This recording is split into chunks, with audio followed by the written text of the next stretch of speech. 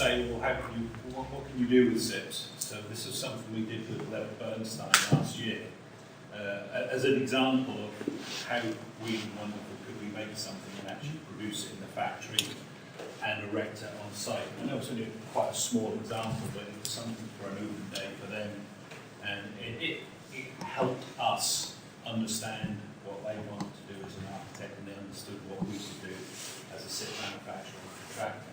So I thought I'd put that at the beginning. I know not many houses are going to look like this, but at least you get an understanding of SIPs in general, and its capacity, its ability to be adaptive and not just create boxes. So a SIP, well, there's several manufacturers of SIP in the UK. Ourselves, we manufacture in a particular way where we use a laminated system, so we use a low lambda graphite core of EPS, which we laminate to sheathings too. Currently we're using a 11mm OSB. We can change that within our BBA to go to different thicknesses, and also to go to non-combustible boards. So we're bringing in things like cement particle boards and other A1 approved boards. So that changes the dynamic of the SIP from a structural perspective and also from a fire perspective. So we can actually take our product and very much hone it into what you need as an application. But ultimately the core of the SIP, and it's generic across all the different manufacturers, it's bonded. So the three elements are actually bonded together. It works like a composite, so it becomes structural. And that's where we reduce the amount of timber that goes into the SIP because of that bonded nature between the insulation. And engineers would say it works similar to an I-beam, where the two sheets of OSB work like the flanges and the insulation is the web. So we're getting excellent structural performance there, but also by the nature of how we manufacture our SIP, we manufacture large format. So we manufacture 6 metre by 3 metre as a standard. Produce it down into smaller sizes to suit the particular application, but we can manufacture up to that size. So therefore there's far less joints within that section, and therefore it's very good from a racking perspective. And you'll see some of the things I'm going to talk about what we do with our SIP that sort of points to that fact from the point of view of structural ability. The other thing is all the insulation is part of the system. It's manufactured in the factory, so you're getting factory assured insulation levels where we're actually proving it through thermal calculations and bridging calculations that what we deliver and what we design, what we manufacture and what we deliver is actually meeting what the specifications require. So then you sort of take that and then we apply that to what we're going to do, but it's not just from a point of view of whether you're building residential, educational, commercial. It's not just about the SIP, it's how it works with other elements. So it works really well working in with timber frame, working with CLT, with glulam, and you'll see there we even work it in with precast concrete planks. Not so much residentially, but from our perspective, we do it a lot education. So we're actually bringing it in for the ESFA onto projects where they're designed for meeting the comfort cooling of a school building south of Watford is thermal mass. Concrete's great for thermal mass. I know we're a timber frame association, we talk about that, but from our own point of view of the business, we have to pick the right kind of products to deliver what we want to do as an application. So we put the planks onto the SIP. That pretty much says everything about the SIP. It's structural strength. That tends to sort of close off questions about how does it perform under load, how does it perform in settlement. There's no settlement in a SIP because once again it's a bonded system. You get the three elements tied together.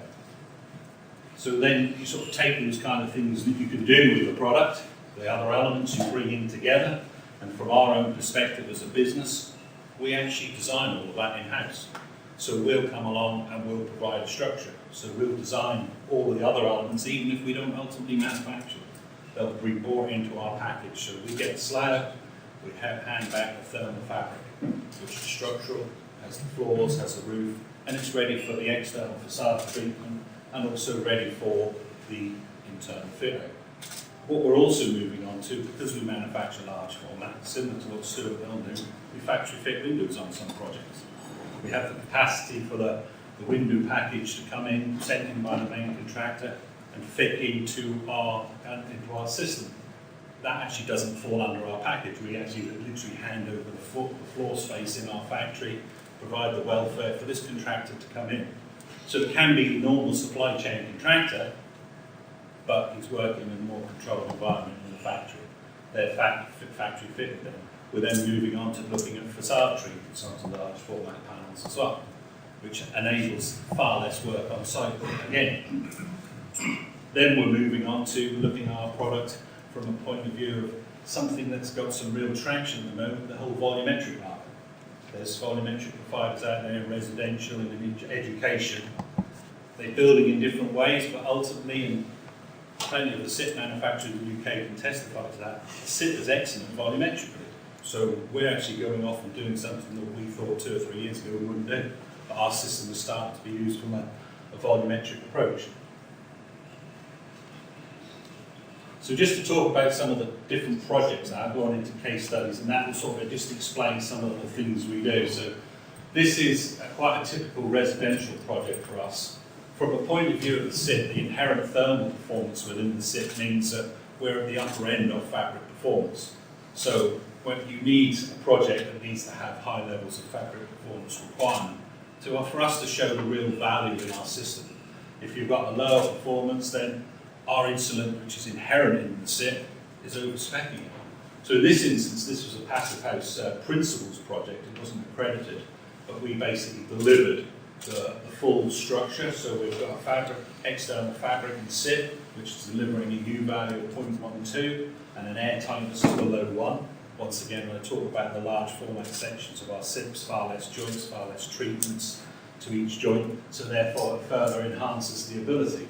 In this particular instance, we used an internal sheathing of 18 mil because that complies with Passive House standards assessment of the permeability of OSB. There's some conjecture on that, but ultimately we follow what the requirements was. But that still falls under our BBA for our product and for our system. With regard to the roofs, we used insulated roof cassettes, which is like a derivative of our SIP, but it introduces I-joists into the cassette more so excuse me, more so than just having structural timbers at the joints. And then internally, we'll use a standard timber frame. The internal walls give a racking performance, unloading performance as well, but ultimately, we're not going to put a SIP inside a building that's uneconomical and it's over-spec. Party walls, we use our SIP as a party wall. We go with a thin SIP, 100mm SIP, have a cavity in the traditional fashion similar to timber frame, and then another SIP. But ultimately it's pre-insulated, so that it goes in large format quickly and doesn't need to be treated. It obviously needs the plasterboard finish internally to get your acoustic and your fire performance. So that's a sort of finished approach for us. So it's not standard housing, but that's pretty standard for us. It's typical for us, the kind of things that we do. We can't produce the same kind of volume or stern mill, and also the sort of that standard of that level of high volume, where it's slightly more bespoke the whole SIP industry is in compared to timber frame, but our capacity is such that these kind of sites, sort of 40, 50 units a time, fits in well with our business plan and our capacity. So other projects, we get involved in things that normally you'd run away from. This was one job that probably our whole business said we should run away from, but because we had such a good relationship with the contractor and the architects, we built the job. If you look at the bottom line of it, our MD would still say we shouldn't have done the job. I have to take the responsibility of selling it, but it's something where it proves so much about our approach as a business and proves so much of about our system, because it's a real mix of stuff, because you've got 3 stories of RC frame. One of them is in the ground, and we come along and we then basically wrap that RC frame with a SIP. So it actually then provides a thermal envelope to the structural frame. It doesn't have anything structure apart from enabling a facade to be fixed to it, which on this particular project was British slips and plank. But then once we get above that, you then build 4 stories of structure. But then you also had the lift shafts and the stairs coming up in concrete that we had to interact with. So we had to deal with the differential movement and also the sort of connection to different elements. So from a point of view of delivering something out, and it was a project that 2 developers went up, us on and one main contractor. So it was always going to be a bit shaky, but it ultimately got delivered out, and it's built a stronger relationship with the contractor, because ultimately the contractor took it on and they all struggled. So we all of us, none of us got any gold out of it. We learned a lot about what we can do, we learned a lot about our partnership, and then we continue to work with the contractor and the architect on other projects. And there you see it finished. So like I say, 4 stories of structure, and then podium below, where we then use the SIP to infill. Another thing where our system gets used is on really tight sites. I mean, this is a site which did not suit traditional build because of the time frame of building on it. It's on a red rig, so we then had to then look at how we're actually going to bring the product in. So a lot of them we brought in large format, did something a bit unusual for us. We just built on site the floors where we normally bring them in cassettes, but it was determined that get all the walls up quickly, then put a chamber out on site and then go again. But it was, the driver there was not fabric performance, it was not, it was down to time frame, it was down to less destruction on site. I mean, we had to use a crane, but that crane's there for a day to get the stuff in, get in and out quickly. So it was something that isn't mainstream for us. It's residential, it's a plug-in site in sort of parts of London which are difficult to access and not just work at. But it proves once again what we can do and deliver as a business. Because ultimately our industry as a SIP industry, SIP's a great product, and all the manufacturers in the UK produce a great product. But unless you deliver it on site, a great product falls down, not literally, but its delivery is key. And our approach to that is everything in-house. So like I said, we design, we manufacture, and we deliver it on site and erect it. That way you control the whole process, and we then understand things, feedback from site, developments from site regularly put into the process of manufacture, enhancements, even down to how we screen and stuff like that. And it really improves the whole system. But when it's in-house, that learning is completely collective. That's the sort of the CGI finish. We haven't, I know we've got some finished pictures of that, but we haven't put them on the presentation since last time. So more standard for us, I spoke on more standard, but more standard type of housing is this stuff we did here in Norwich for the local housing association. And that's probably the closest you get to sort of standard housing from us. But that was more so off the back of the contractor we were working with was totally sold on our system.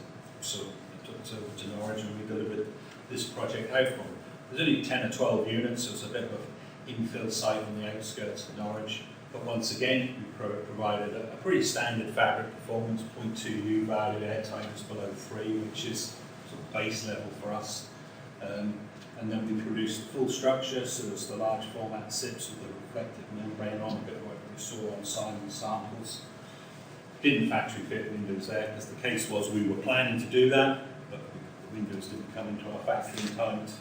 We produced the kit quicker than the windows get produced. I know other window manufacturers will be able to improve on that, but ultimately that's the kind of thing that we look to do if we can, but if the supply chain can't meet what we can do, then sometimes it doesn't always happen. Pretty typical from a point of view of flooring systems. We've got open web, metal web joists in there, decked out with a structural deck, and then just a simple roof where we put a truss roof on top, and then this gets insulated over the plasterboard line. So pretty standard. Nothing from a SIP product point of view on the roof. Then you get the external finish there, so there's a mix of render, cedar cladding, and also some low level brick. So then you get a project here which was Passive House accredited. So our system isn't Passive House accredited as a system, but this project was, so all of what we were doing had to be assessed. So we did some different things with regard to how we jointed the SIP. We looked at minimal bridging even at the jointing points where we'd normally do it as a timber element. In this instance we do it as an I-joist element because then we're limiting some of the bridging. We're also doing, like some other manufacturers, we're making an insulated spline, so it's a thinner SIP within the SIP, so you get far less bridging. is something that's a little bit new for us, but other manufacturers have been doing it for quite some time. So they were incorporated in there. But in this instance, obviously, we preformed all the openings in the large format panel, so you can see there, so that's a typical kind of product that comes out to site from us. All pre-slings, so all those slings are sacrificial, cut off and thrown away. So everything comes on the wagon, flat pack, lifted off, framed into place and goes in really quickly. From the point of view of the roofs, they were a roof cassette, so it was a pre-insulated cassette using the I-joists again, but then the flooring system was a standard I-joist floor system. This, well, the previous image shows the red housing, but you can just see on the bottom left-hand picture the block of flats, which that then shows how it's finished. External balconies, well, to prevent some of the bridging, they became independent, so they were just propped off the ground and then tied back to the structure. There's far less bridging going into the structure then. So from the point of view of the benefits of a SIP, it's very much like the timber frame, it's very much like the CLT. There's less time on site. It's more controllable in the factory. The more productive in the factory, the more we can do. So ultimately, you can sort of see we're doing large format, we're trying to add other elements to that, where we're adding in the factory fitted windows, the preparation for facade treatment, and like I said before, we're even moving into the sort of the 3D, the volumetric approach. We're looking to far reduce the waste on site. We don't even fill a skip on a site, or even on a decent sized project, because the waste is actually kept within the factory and wherever possible recycled back into the process. Impact. From a weather perspective, it's only wind that stops us. I mean, the guys don't like it, but they'll be building in rain and snow, but it's the winding off that prevents the crane from lifting our product. If the crane didn't get winded off, we'd carry on building. So that reduces the impact of delays on site, especially when you get like the snowstorms we had recently. Our sites were carrying on. The other thing is you're getting far more predictability from a build time point of view. For a sector where we're working in education, the driver is not our fabric performance, the driver is not our sustainability, it's speedability.